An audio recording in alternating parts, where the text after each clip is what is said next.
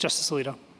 Well, I was just going to ask whether you think that that the petitioner's argument is inconsistent with, or at least in tension with, our decision last term in Asteris, which discussed the factors that are relevant in deciding whether to revoke supervised release and what to do if supervised release is revoked. Now, I recognize the factors are discretionary, but still the petitioner's argument is that what occurred after the 37 months is off the table.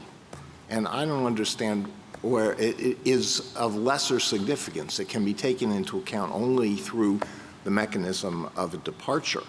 But I don't see what happened after 37 months is any less relevant than what happened before 37 months.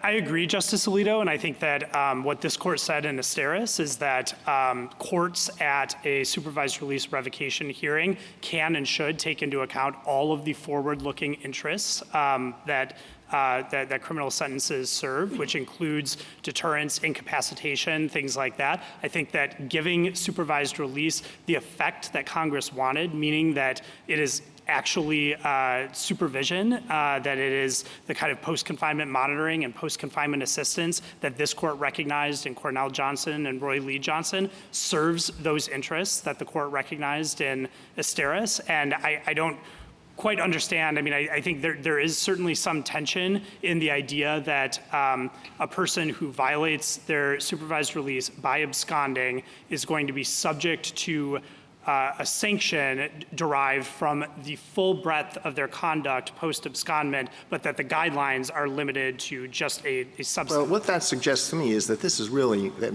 tolling is a misnomer. If this were purely tolling, by analogy to the fugitive tolling rule, petitioner would not have been on supervised release at all during the whole period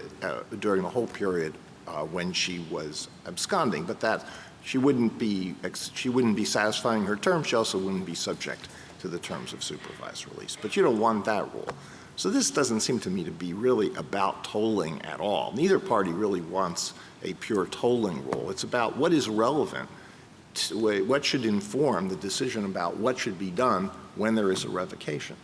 So, Justice Alito, we think that that is a distant second best rule. We would prefer that rule to a rule of no tolling at all, because as I was discussing, I believe, with Justice Gorsuch earlier, our primary concern here is the idea that defendants will be able to abscond from supervision, wait out the expiration date of their term, and if a warrant or summons does not issue under 3583I, they will be able to render the supervision component of their judgment a nullity. That is the worst outcome here. That does not serve the system that Congress enacted in the sentencing reform.